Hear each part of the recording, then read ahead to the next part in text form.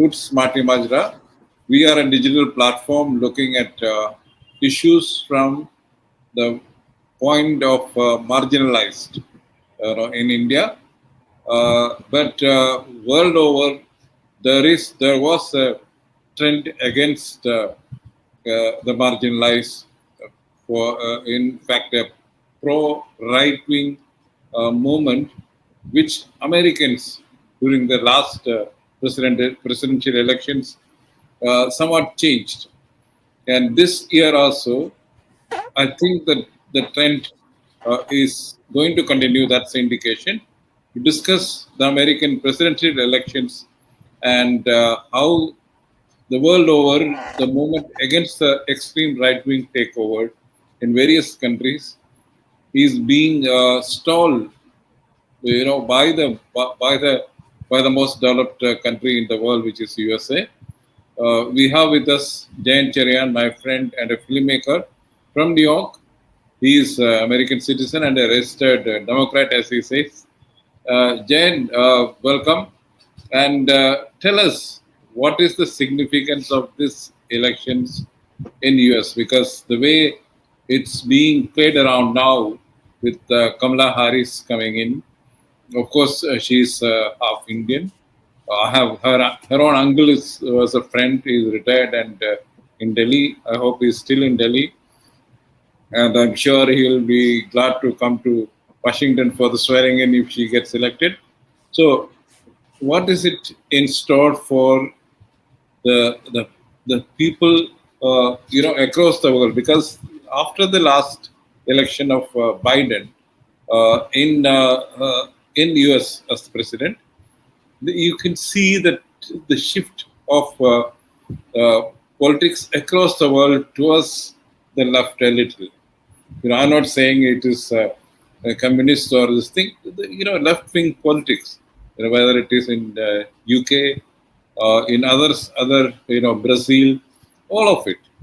So, how do you see this election playing out in US now? Will the trend continue? Yeah, thank you, Cherian, and thank you for having me.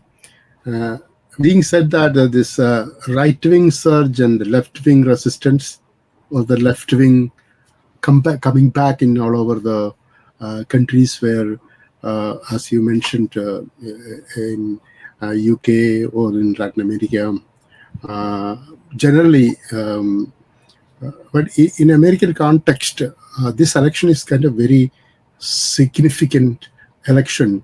It will be a significant election in the history of American democracy, I think.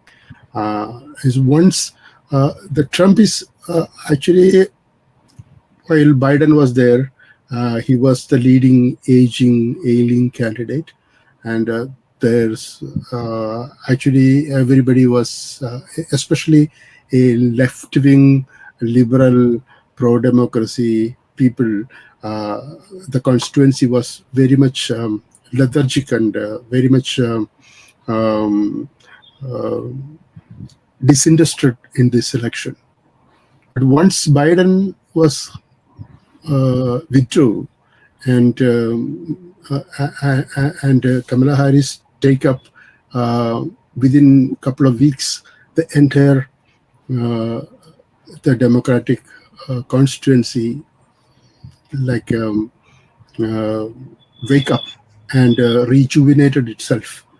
And a recent poll that this morning, poll, New York Times and Siena College poll says that the three major swing states like Michigan, Pennsylvania, and Wisconsin, Kamala Harris poll is going up.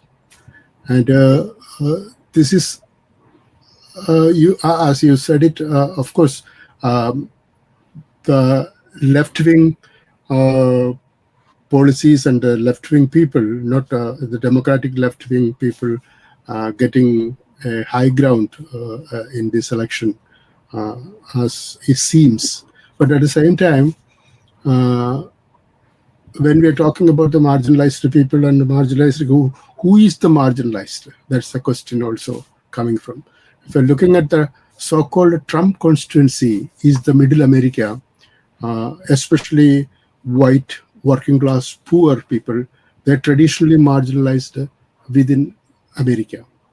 And the corporate elites and Washington politicians uh, traditionally uh, disregard or marginalized or um, uh, take for granted a group of people in America. They are uh, people from Appalachia, the Appalachian region. You can see that Kentucky to Ohio and the Hill area. People are supporting that group, the pro-life WASP people who is blindly support uh, Trump. Trump. Okay. But uh, Trump is not really their leader. He's a pseudo leader who is imposed upon this particular community. I don't know Why, how why do you you can. say so? Because so much of, if there is so much of negativity around Trump, why is Republican Party sticking to Trump as the candidate? Republican Party really collapsed, and the Trump people take over the party. And actually, the traditional Republicans are totally against Trump. The people like Mitt Romney is not in the picture at all. And you can say that traditional Republican Party have very capitalist values, and they have a small government ideology and more kind of corporate tax cutting and supporting uh, the entrepreneurs and business. That was a traditional values. But what really Trump is advocating is against business. Actually, he want to deport all the immigrants. The American economy will be collapsed, and he want to the ideas he's preaching actually against corporations. And the idea actually he start to implement that. It is end of American economy. uh, uh, Actually, But traditionally Republicans are the capitalist who yes, is go for the laissez-faire. he himself is industrialist or real Yeah, estate he's man, and self-contradicting. This guy is kind of walking example of contradictions. okay, And it is, and he's is also he's not an example to put in front of the people, but he's a demagogue. okay, Through his political demagoguery, somehow he attracts his crowds because okay, he act with all his mouth and everything. He identifies the people who is the commoner who have this rage against Mexican immigrants, the Democrats or liberals, or radicals, or especially the Muslims, and any other. The fear of the other is very much vital for American existence since the inception of America. If the okay, first Red Scare against Indians and the good Indian is dead Indians, and they insanely go and kill left and right and genocide the entire population here, and they grab the land. That was the Red Scare. Then the other Red Scare is the Red Scare against the trade union movements and especially the communism. That Red Scare turned into always that was the fueling ground for this America to run. Always they need a boogeyman, a spooky entity out there ready to attack um, very well preserved cosmos of their white American democracy. That was yes, the narrative traditionally America runs through. But unfortunately, there is a group of people here, so-called white trash people, less to 400 years of a class history of America hidden from the outer world. These people repeatedly exploited, ignored, and thrashed in Middle America. They're trapped. That people's desires and rages channelized as uh, xenophobia racism and everything that rage is channelized against immigrants and the Muslims and other minorities and and transgenders and the homosexuals, what not. Okay. So, Trump demagoguery is able to channelize their rage against from their real issues against the minorities and other people of the country, okay. and So where that's does Kamala Harris better as vote in there. You know? Kamala Harris stand in this? Because as you said that earlier, her reports was also she her as the Attorney General in the state. She was her policies or her convictions were upset a lot of black and minority groups. Yes, she is also coming. There's a background of Kamala Harris. Kamala, as you know, that Shamala Gopalan is kind of very radical in Berkeley, associated with Harris. Harris was an economist and also a Jamaican, a very elite Jamaican person who is academician, and he is still at that time he was really very well associated with the black study group, radical study groups, which was the earlier Black Panther readers and all these people. And Kamala Harris coming from that background, and also she was always been part of the Black America and part of the Black like a Southern Baptist Christian group, and she identified with blacks. Most of the time, always, and she went to all historically all black college. But once she became the first um, solicitor, first attorney general, prosecutor at the time in California, she took a very, very tough position on crime, and she was actually she being accused of um, sending a lot of people in prison, Okay. especially, of course, they are the marginalized people of the community, especially Mexicans and blacks. Traditionally, the majority of the people incarcerated in America are minorities, especially black people. There was resentment about that within the black community, within the left-leaning, radical left of Democratic faction, the radical left faction of the Democratic Party, of course. But recently, after the she come up and she's taken over, and she tried to mend that gap within the party. She successfully within 2 weeks, 2 3 weeks, the last 2 3 weeks, she successfully unified Democratic Party, and now she created momentum. That momentum she is able to keep up, I think. Let us see what's going to happen. But at the same time, we have to look at what is Trump is kind of playing another card. She was really against the uh, like service workers, like a hotel trade union workers, uh, uh, people who is getting tip in the hotels and service industry, in casinos and everything, everywhere. That was one of the strongest and the biggest union in America. He tried to impose taxes on their tips too. But right now, he's yesterday, day before yesterday, he changed that policy, and he's kind of lift that idea, and he's now preaching. I am pro service union workers. We know we are not imposing taxes on the tips, and they try to he tried to appease that community, and also he's trying to be playing that for the audience now. And Okay.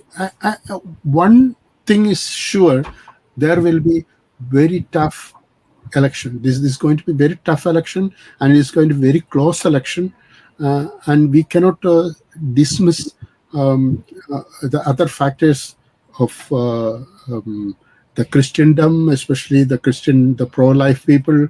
They are very strong, and also the American, even J.D. Vance is coming from this middle America, and he's representing a particular class, and he think somehow he projected as a person who is coming from a marginalized community, traditionally marginalized community. Uh, Okay. and also this all aspect of the working class marginalized politics is they're trying to use. But at the same time, the other hand, um, the radical left of Communist Party, it's not the Communist Party, the Democratic Party in America, is completely unified within 2 weeks. And this is going to be a very tough election. And Yeah. also, Trump alienate the female middle class educated women's of this country, Okay. especially his anti his like a pro-life stand, like an anti-abortion stand, and JD Vance is fiercely against anti-abortion, and anti-abortion, feminism, and also he's totally against this LGBTQI movement. And recently, he called Kamala Harris and AOC and all these people as cat ladies, the childless cat ladies, Yeah, and yeah, he's yeah. trying to project this the family values and the kids and the traditional uh, Traditional thing. Yeah. But American. then, all the media reports, whatever one could access in the mainline media and online media, I think there is a search for Kamala Harris, Of course. and she's a real challenger to Trump. The way it is being conducted, the campaign is conducted. You think that will, help her? This whole build-up, after Biden took a back seat, will help her, or the I think one of the things is she's a woman for the first time. A woman is contesting for presidentship in US, and also she is a black plus South Asian origin. So these two, will these three, woman, South Asian origin plus black, will it play a role in the elections? Yeah, the South Asian aspect sometimes negatively affect her, Okay. and South Asian aspect negatively affect her. One thing, the South Asians are traditionally, you can see that democratic, but you can see that a lot of South Asians who is kind of uh, very much supporting um, Republicans too, and they are also. There is very conservative, that community is very conservative, and they are um, out against Kamala sometimes. Okay. And that is, we cannot and they are not that significant voting population in America either, uh, but it will help Harris. We cannot predict anything now. We can say within 2 weeks after September, that all Americans are gone to the vacation, and that's June, July. The school will open September after Labor Day, and the people will come back, and then September 10th, the so-called debate is going to be happen if it is happening, and after that we can say what is going to happen. Okay. Exactly, we can predict. Right now, we cannot predict anything. It is going to be a very tough race, but uh, Kamala Harris is a savior for Democrats. Democratic Party right now, Democrats right now. and the and, momentum and, going very much. and she is by most of the the media exposition, she is placing herself as a black person, is it not? Of course, she is placing herself as a black person. He's and that's why um, Trump playing that card. She was initially claimed as Indian before. Now she's all of a sudden became black, and that kind of utterance only catering to his particularly the white, especially that so-called white working class population and very racist population. They are very racist, but they are the very poor racist people. They're racist, they're poor. At the same time, they have enormous rage against the rich America. But that rage, Trump channelized against immigrants. Trump channelized F against Muslims. Trump channelized against the liberal Democrats, or he channelizes against LGBT community or transgender community or any other uh, so-called marginalized people. But this is the word marginalization is very precarious when you're using it. But this particular people also really marginalized and oppressed and exploited for last 400 years since the white trash people, the Britain throw away to colonies. The people, they open the jails and they put it. Even there is historically how these particular people are marginalized within the Anglo-Saxon Europe. There is a famous historian called Nancy Eisenberg. She wrote recently very famous historical book, White Trash, The 400 Years of Untold History of American Class. Actually, that book I have it. It is recent. It's very hot. Oh, yeah, right here. The White Trash America. So, white trash. Why they call white trash? Actually, the noble Europe, especially noble Britain, the white noble Anglo-Saxon Europe, consider this Irish, Scottish people as trash. They are taking out the trash. They thrown the trash to colonies, to Australia, to Americas. You can see that when Georgia state was formed, Britain was opened the jail to Georgia. Okay.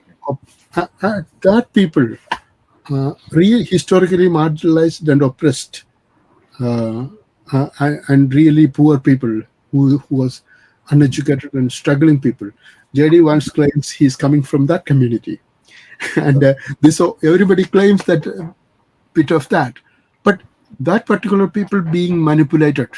So same as in India, we can understand that for the Ramakshetra people who is struggling to make 2 chapati a day in UP or Rajasthan, in deep Ganges, they are struggling hard for their daily bread, but their life is dependent on lynching of a Muslim who is eating beef.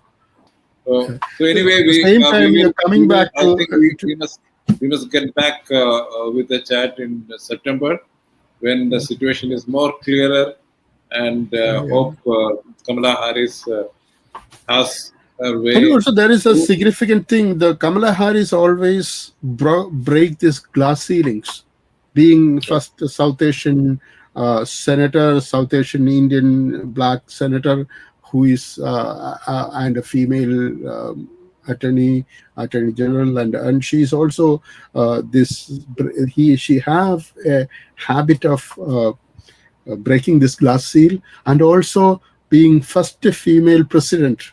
Right now, there is a great enthusiasm among the progressive, educated, liberal people of America who is going to be get into bandwagon and campaign for Harris. The same enthusiasm I seen this before while first we elected Obama in 2008 election, I think 2008, right? That I can sense that when I still remember that, the last 35, now 36 years, I'm here, majority of my life in every single election, the only this kind of enthusiasm I have seen the first Obama election. Okay. So we And will wish her all the best, yeah, and we will get back hopeful. in September end to know more about what is the trend from you.